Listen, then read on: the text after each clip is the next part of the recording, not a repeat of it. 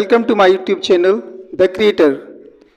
Students, आज हम लोग सीखने वाले हैं फ्यूचर सिंपल टेंस की सीरीज में। फ्यूचर सिंपल कब की बात करता है स्टूडेंट्स? सबसे पहले हम ये जानेंगे। तो फ्यूचर में हम लोग फ्यूचर की बात करते हैं। ये टेंस जो है फ्यूचर की बात करता है, अपने आगे आने वाले टाइम की बात करता है। जो टाइम अभी आने वाला है, अभी आया नहीं है, उसकी बात करता है। तो फ्यूचर को हम समझने से पहले स्टूडेंट्स एक चीज में और समझेंगे कि फ्यूचर टेंस में सेंटेंसेस दो तरह के होते हैं, एक फॉर्मल, एक इनफॉर्मल। तो फॉर्मल जितने भी सेंटेंसेस होते हैं वो फ्यूचर सिंपल में ट्रांसलेट किए जाते हैं। इनफॉर्मल में क्या होता है? इनफॉर्मल में दो तरह के सेंटेंसेस में भी होते हैं, एक तो प्लान्ड और एक अनप्लान्ड, यानी जो हम पहले से प्लान किया हुआ होता है, एक वो सेंटेंस, और एक जो प्लान नहीं किया हुआ था। तो जो अनप्लान्ड होते हैं, जो प्लान नहीं किया हुआ था, वो भी फ्यूचर सिंपल में बनते हैं। लेकिन प्लान वाले सेंटेंस जो है वो स्टूडेंट्स प्रेजेंट कंटिन्यूअस टेंस से बनते हैं। उसको मैं भी आपको क्लियर करने वाला हूं। अगर आप इसको नहीं जानेंगे तो आपका जो है ग्रामेटिकली आप रॉन्ग बोल सकते हैं कहीं पास। तो इसको पे अटेंशन करेंगे, समझ लेंगे ठीक से, बिल्कुल इजी वे में समझा दूंगा, कोई प्रॉब्लम नहीं इसमें। बस आप थोड़ा सा ठीक से इसको गौर करें। देखें बोर्ड पे सबसे पहले ऊपर देखें फ्यूचर। अब फ्यूचर में एक इनफॉर्मल है और दूसरा सेंटेंस फॉर्मल है। तो पहले हम फॉर्मल की तरफ चलते हैं। और इनफॉर्मल में जो अनप्लान्ड है, ये मैंने बताया कि फ्यूचर सिंपल होते हैं, और फ्यूचर का जो है फॉर्मल सेंटेंसेस वो फ्यूचर सिंपल होते हैं। अब इनकी पहचान क्या होती है फ्यूचर सिंपल की? कि सेंटेंस के लास्ट में अक्सर हिंदी में क्या होता है? गा गी गे निकलता है। मैं जाऊंगा, मैं पढ़ूंगा, वह आएगी, मैं तुम्हें कल डिनर पर बुलाऊंगा, कल हम लोग स्कूल नहीं जाएंगे, क्या वह किताब पढ़ेगी। इस तरीके से सेंटेंसेस आते हैं फ्यूचर सिंपल में कि लास्ट में अक्सर गा गी गे निकलता है और सेंटेंस वहीं से खत्म हो जाता है। तो ये फ्यूचर सिंपल होता है। अब इसको हम पहले फॉर्मल वे में समझते हैं कि किस तरीके से ये सेंटेंसेस बोले जाते हैं। तो फॉर्मल में वे में आते हैं, फॉर्मल वे और अनप्लान्ड फ्यूचर सिंपल। तो इसको हम किस तरीके से ट्रांसलेट करते हैं स्टूडेंट? सबसे पहले इसमें भी सब्जेक्ट, पॉजिटिव सेंटेंस में सब्जेक्ट, ये देखिए यहां सब्जेक्ट, उसके बाद हेल्पिंग वर्ब विल, और उसके बाद बेस फॉर्म ऑफ वर्ब, यानी वर्ब की फर्स्ट फॉर्म। ये इसका रूल होता है। इस तरीके से हम इसको ट्रांसलेट कैसे करेंगे, इसको किस तरीके से हम इंग्लिश बोलेंगे? सपोज मैं तुम्हें कल मिलूंगा। अटेंशन स्टूडेंट्स, मैं तुम्हें कल मिलूंगा। देखिए ये सेंटेंस कब की बात कर रहा है? आने वाले टाइम की बात कर रहा है, कल की बात कर रहा है। तो मैं तुम्हें कल मिलूंगा। अब इसको हमें इंग्लिश में बोलना है। कैसे बोलना है? तो सबसे पहले हम क्या बोलेंगे? पॉजिटिव सेंटेंस में सबसे पहले सब्जेक्ट। अब सब्जेक्ट क्या है? मैं। तो आई, उसके बाद हेल्पिंग वर्ब विल लिख देंगे या इंग्लिश में बोल देंगे आई विल। अब बेस फॉर्म ऑफ वर्ब, तो मिलने को हम सी बोलते हैं या मीट बोलते हैं, मीट और सी भी बोलते हैं। तो सी की बेस फॉर्म सी है, पहली फॉर्म, तो हम फर्स्ट फॉर्म ही लिख देंगे आई विल सी। किसको मिलूंगा? तुम्हें। तो आई विल सी यू। अब बाकी का जो सेंटेंस इसके बाद होता है वो हम लास्ट में लिख देते हैं। तो बचा क्या? कल। तो कल को हम लिख देंगे टुमारो, आने वाले कल को tomorrow. I will see you tomorrow. इस तरीके से हम इसको ट्रांसलेट कर लेंगे, इंग्लिश में बोल लेंगे I will see you tomorrow.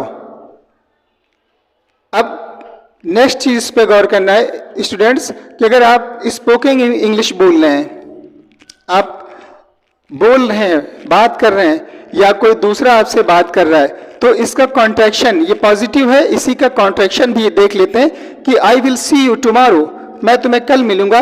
इसका कॉन्ट्रैक्शन क्या बन जाएगा? यानी शॉर्ट आई विल का कॉन्ट्रैक्शन होता है आइल। आई उसके बाद स्टूडेंट्स एपोस्ट्रोफी लगाते हैं, डबल एल कर देते हैं, तो ये आई विल का कॉन्ट्रैक्शन होता है आइल। आई विल की जगह आइल बोल देंगे, बाकी का पूरा वही बोल देंगे I will see you tomorrow. अब इसका अगर आपको निगेटिव बोलना है, आपको इसी को निगेटिव नहीं में बोलना है कि मैं तुम्हें कल नहीं मिलूंगा, तो अगर मैं तुम्हें कल नहीं मिलूंगा, इसको अब हमें क्या करना है, निगेटिव में क्या करते हैं, नॉट लगाते हैं। तो नॉट को कहां पास एडजस्ट करना है ये हमें सीखना है। तो हम क्या करेंगे कि विल जो है ये, इस विल के फौरन बाद ही नॉट का यूज करेंगे, यानी विल के बाद नॉट को ऐड कर देते हैं। तो इसको हिंदी मैंने नहीं लिखा है, मैं तुम्हें कल मिलूंगा, पॉजिटिव में मैंने लिख दिया है, इसी का समझ ले जगह कम होने की वजह से हिंदी नहीं लिखी है, मैं तुम्हें कल नहीं मिलूंगा, इसको ट्रांसलेट करना है। तो सबसे पहले क्या करेंगे हम, आई और उसके बाद विल, और विल के फौरन बाद नॉट लगा दिया जाता है, जैसे कि पहले के सेंटेंसेस में किया जाता था कि हेल्पिंग वर्ब के फौरन बाद नॉट लगा दी जाता था। तो इसमें भी उसी तरीके से विल के बाद नॉट लगा देंगे, बाकी का पूरा सेंटेंस उसी तरीके से लिख देंगे, I will not see you tomorrow. अब स्टूडेंट्स इसका भी कॉन्ट्रैक्शन होता है निगेटिव का। तो निगेटिव का जब कॉन्ट्रैक्शन अगर आप बोलेंगे, स्पीकिंग कर रहे हैं, यानी स्पोकन इंग्लिश में, या कोई दूसरा आपसे बोल रहा है, तो आपको समझ में भी आना चाहिए, या आपको बोलना है तो आप किस तरह से बोलेंगे। तो आई विल नॉट, ये विल नॉट का कॉन्ट्रैक्शन स्टूडेंट्स देखिए होता है वांट। ये वांट, आई विल नॉट की जगह हम बोल देंगे आई वांट, और बाकी का सेम सेंटेंस वही बोल देंगे। तो I won't see you tomorrow.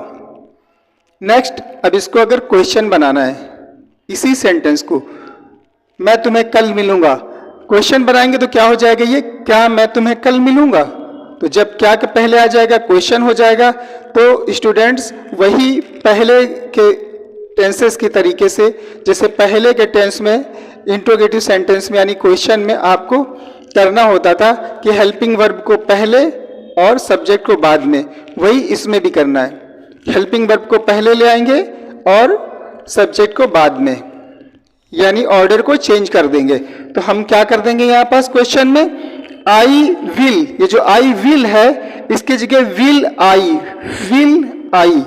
Will पहले कर देंगे और आई को बाद में लिख देंगे, बाकी सेंटेंस उसी तरीके से बोल देंगे see you tomorrow, will I see you tomorrow. तो अगर बोलना है क्या मैं तुमसे कल मिलूंगा, तो will I see you tomorrow. अब नेक्स्ट इसका देखें, अगर सेंटेंस क्वेश्चन है और साथ में नॉट भी लगा है, निगेटिव भी है, तो स्टूडेंट्स कैसे हम इसको बोलेंगे, इसी का कॉन्ट्रैक्शन, यानी क्वेश्चन भी है और साथ में नॉट भी लगा है कि क्या मैं तुमसे कल नहीं मिलूंगा। पहले वाला तो आपने देख लिया, क्या मैं तुमसे कल मिलूंगा, दूसरा अब ये नेक्स्ट हो गया क्या मैं तुमसे नहीं मिलूंगा। तो विल भी लगेगा और नॉट भी लगेगा, तो साथ में क्या कर देते हैं, विल नॉट का कॉन्ट्रैक्शन सबसे पहले लिख दिया जाता है, वांट, और उसके बाद आई सब्जेक्ट, बाकी का पूरा same, won't I see you tomorrow. Students अब इसी का एक और देख लेते हैं जिसमें क्वेश्चन वर्ड आते हैं, कोई सी भी question word, what, where, who, how much, how often, how long, ये क्वेश्चन वर्ड्स हैं, अक्सर आप पढ़ते हैं। तो एक क्वेश्चन वर्ड वाला भी समझ लें, तो उसको देखते हैं, तुम कब आओगे, तुम कब आओगे, क्वेश्चन वर्ड क्या है, कब। तो जब भी कभी कोई क्वेश्चन वर्ड आएगा तो हम सबसे पहले क्वेश्चन वर्ड को ही बोलेंगे। कब को इंग्लिश में बोलते हैं व्हेन, सबसे पहले लिख देंगे व्हेन, और क्वेश्चन वर्ड के फौरन बाद हेल्पिंग वर्ब हमेशा आती है, तो हम लिख देंगे विल, व्हेन विल। अब उसके बाद सब्जेक्ट लिखा जाता है, सब्जेक्ट है तुम, तो तुमको लिख दिया हमने यू, व्हेन विल यू। अब आने को बोलते हैं कम, तो कम का बेस फॉर्म यानी first form of verb come, when will you come, तुम कब आओगे। दूसरा है वह तुम्हें यह पुस्तक बाद में दे देगा, वह तुम्हें, देखिए सब्जेक्ट बदल रहे हैं, पहले मैं था, उसके बाद तुम है, और अब ये वह आ गया। स्टूडेंट सारे सब्जेक्ट्स के साथ हम विल का यूज करते हैं, अक्सर सुना होगा कि विल और शैल दो हेल्पिंग वर्ब होती हैं। अभी मैं आपको शैल का भी बताऊंगा कि शैल हम कहाँ पास यूज करते हैं। शैल का नॉर्मली तौर पे स्पोकन इंग्लिश में या लिखने में, अब जो है मॉडर्न इंग्लिश में स्टूडेंट्स शैल का यूज नहीं किया जाता है। हम सारे subjects I you we they he she it या एक नाम या एक से ज्यादा नाम सबके साथ हम विल का यूज करते हैं। शैल का यूज कहाँ करते हैं अभी आगे मैं वो भी आपको बताता हूं। तो वह तुम्हें यह पुस्तक बाद में दे देगा। वह सब्जेक्ट क्या है, वह ही, उसके बाद हेल्पिंग वर्ब विल लिख देंगे, ही विल। अब वर्ब की फर्स्ट फॉर्म यानी बेस फॉर्म, तो देने को बोलते हैं गिव, तो गिव का first form give, he will give तुम्हें। अब लिख देंगे तुम्हें, तो ही विल गिव यू, यह पुस्तक object, this book, he will give you this book later, बाद में को इंग्लिश में बोलते हैं लेटर, तो he will give you this book later. तो इस तरह से आपने देखा स्टूडेंट्स कि हमने positive sentence, negative sentence, positive का कॉन्ट्रैक्शन, निगेटिव का कॉन्ट्रैक्शन, क्वेश्चन और क्वेश्चन में जो निगेटिव है उसका भी और क्वेश्चन का उसका भी कॉन्ट्रैक्शन देख लिया। बाकी दूसरे सब्जेक्ट यू और ही का भी सेंटेंस बनाना हमने सीख लिया। अब आते हैं हम इनफॉर्मल में प्लान्ड की तरफ। जो सेंटेंस स्टूडेंट्स प्लान्ड होते हैं यानी प्लान करके बोले जाते हैं, तो वो फ्यूचर में होते हैं, वो भी फ्यूचर में होते हैं। जैसे मैंने कोई एक प्लान कर लिया कि कल मैं मारिया से मिलने जाऊंगा, कल। अब इसमें आपने एक प्लान किया हुआ है कि कल मैं मारिया से मिलने जाऊंगा। तो जो सेंटेंसेस स्टूडेंट्स प्लान होते हैं, प्लान करके बोले जाते हैं, आपने प्लान किया हुआ पहले से एक प्लान बनाया हुआ है, उस सेंटेंस को हम फ्यूचर सिंपल में नहीं लिखते बल्कि प्रेजेंट कंटिन्यूअस टेंस में लिखते हैं। उसको किस तरीके से करते हैं, प्रेजेंट कंटिन्यूअस टेंस मैं पहले पढ़ा चुका हूं। और प्रेजेंट कंटिन्यूअस टेंस में क्या हम करते हैं, गोइंग टू का यूज करते हैं। देखिए ये मैंने लिखा हुआ है कि प्लान्ड सेंटेंस में ये देखिए गोइंग टू का यूज करते हैं और सेंटेंस बनाते हैं। किस तरीके से, कल मैं देखिए सब्जेक्ट है तो सबसे पहले लिख दिया आई, और आई के साथ एम आता है तो आई एम लिख दिया। अब इसी गोइंग टू को फौरन लिख देगी यहां पास, going to, I am going to. अब क्या है, इसके बाद वर्ब आता है तो I am going to, verb क्या है, मिलने, तो मीट लिख दिया। I am going to meet, किससे मिलने जा रहे हैं, ऑब्जेक्ट क्या है, मारिया, तो I am going to meet Maria. कब, कल, tomorrow, I am going to meet Maria tomorrow, मैं मारिया से कल मिलने जा रहा हूं। इसका अगर हिंदी में ट्रांसलेट कंटिन्यूअस के अकॉर्डिंग करें तो इसका मतलब निकलता है मैं कल मारिया से मिलने जा रहा हूं। यह भी एक फ्यूचर टेंस ही है। तो जो भी प्लान करके बोले जाते हैं वो स्टूडेंट्स हमेशा याद रखें, always keep in this mind कि you have to translate in present continuous. कभी भी इनको प्लान वाले सेंटेंस फ्यूचर सिंपल में ट्रांसलेट नहीं करेंगे, ना ही बोलेंगे। इस तरह के जितने भी सेंटेंस हैं जो आपने प्लान किया हुआ है उनको प्रेजेंट कंटिन्यूअस टेंस में बोलेंगे। I am going to meet Maria, कल मैं मूवी देखने जाऊंगा। अब इसको किस तरीके से करेंगे, सबसे पहले मैं आई और आई के साथ कंटिन्यूअस में हेल्पिंग वर्ब एम, तो आई एम कहाँ जा रहा हूं यानी मूवी देखने जाऊंगा, प्लान किया हुआ है। तो इसको हम अपने हिसाब से समझते हैं कि हिंदी में इसका सेंटेंस निकलेगा कि कल मैं मूवी देखने जा रहा हूं, यानी आई एम, अब गोइंग टू लगा देंगे, I am going to watch movie tomorrow. देखिए ये प्लान किया हुआ है तो इसको हम ये नहीं कहेंगे I will watch movie tomorrow, इसको बोलेंगे I am going to watch movie tomorrow. अब इसके साथ अब शैल का देख लेते हैं स्टूडेंट्स। हम शैल कहाँ यूज करते हैं, शैल का अक्सर सुना होगा कि आई और वी के साथ शैल यूज करते हैं, बाकी सबके साथ विल यूज करते हैं। ठीक है, बाकी सबके साथ विल यूज करते हैं, लेकिन आई और वी के साथ शैल का यूज करते तो हैं, लेकिन कहाँ करते हैं, पहले क्या होता था, अक्सर लोग पढ़ा देते थे कि आई वी के साथ शैल का यूज कर लेंगे, बाकी के साथ विल का यूज कर लेंगे। लेकिन नहीं स्टूडेंट्स, अब मॉडर्न इंग्लिश में जितने भी सब्जेक्ट्स हैं सबके साथ विल का ही यूज करते हैं। शैल का यूज हम कब करते हैं, अक्सर बहुत ही कहीं कहीं पास यूज किया जाता है, जैसे पोलाइट क्वेश्चंस के लिए। जब पोलाइटली कोई क्वेश्चन यानी सजेशन कोई आ जाता है तब हम आई और वी के साथ शैल का यूज करते हैं, बाकी वर्ब्स के साथ फिर भी हम शैल का यूज नहीं करते। तो यहां पास शैल आई, देखिए एक सेंटेंस मैंने लिखा हुआ है, शैल आई ब्रिंग कॉफी, क्या मैं कॉफी लाऊंगा। अब देखिए यहां पास पोलाइटली, ये क्वेश्चन तो है लेकिन एक पोलाइटली बोला जा रहा है कि क्या मैं कॉफी ले आऊंगा, तो शैल आई ब्रिंग कॉफी, तब हम शैल का यूज करेंगे।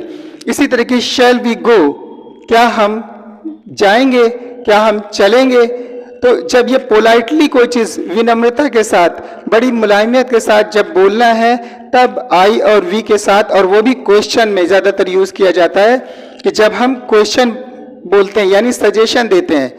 और अगर नॉर्मली क्वेश्चन होता है तो आई के साथ भी विल का ही यूज किया जाता है, लेकिन पोलाइटली एक सजेशन वाला क्वेश्चन है कि हम चलेंगे पोलाइटली, तब हम शैल आई ब्रिंग कॉफी, क्या हम कॉफी लाएंगे, या कल क्या मैं कॉफी ले आऊंगा, या शैल वी गो, क्या हम चलेंगे। तो इस जगह पे स्टूडेंट्स शैल का यूज किया जाता है। बाकी सारे जहां जितने भी हैं आई से लेकर के यानी सिंगुलर और प्लूरल सारे सब्जेक्ट्स, सभी के साथ आपको विल का यूज करना है। और जो प्लान्ड सेंटेंस है, प्लान्ड सेंटेंस में प्रेजेंट कंटिन्यूअस टेंस का यूज करेंगे, फ्यूचर के इनफॉर्मल के अनप्लान्ड फ्यूचर सिंपल होता है, फ्यूचर सिंपल का यूज करेंगे। फॉर्मल में भी फ्यूचर सिंपल जितने होते हैं उनमें भी जो है फॉर्मल में फ्यूचर सिंपल ही होते हैं। फिर से एक बार देख लें, फ्यूचर का informal sentence, formal sentence, formal sentence में सारे सेंटेंस फ्यूचर सिंपल होते हैं। इनफॉर्मल में जो प्लान्ड किए हुए सेंटेंस होते हैं स्टूडेंट्स, वो प्रेजेंट कंटिन्यूअस टेंस में बोले जाते हैं, और अनप्लान्ड जिनका प्लान नहीं किया हुआ था वो फ्यूचर सिंपल होते हैं। तो सिर्फ प्लान वाले सेंटेंस को आपको गौर करना है कि प्लान, जितने भी प्लान करके आप बोलेंगे, आगे की प्लानिंग करके उसको प्रेजेंट कंटिन्यूअस टेंस से बोलेंगे, बाकी फ्यूचर सिंपल में बोलेंगे। और ये शैल का यूज भी मैंने बता दिया कि आई और वी के साथ शैल कहाँ यूज होता है। बाकी अब मॉडर्न इंग्लिश में या फॉरेनर आई के साथ, वी के साथ, या ही, शी, इट, दे, सबके साथ विल का यूज होता है। इन सब के मैंने कॉन्ट्रैक्शन ही बता दिए, विल का और विल नॉट का, इसी तरीके से सारे कॉन्ट्रैक्शन बता दिए। आई होप कि आपको समझ में आ गया होगा। और स्टूडेंट्स, जिन लोगों ने अभी तक मेरा चैनल सब्सक्राइब नहीं किया है, मेरे चैनल को सब्सक्राइब कर लें और वीडियो को शेयर करें, लाइक करें। मिलते हैं नेक्स्ट टाइम नेक्स्ट वीडियो के साथ। Thank you.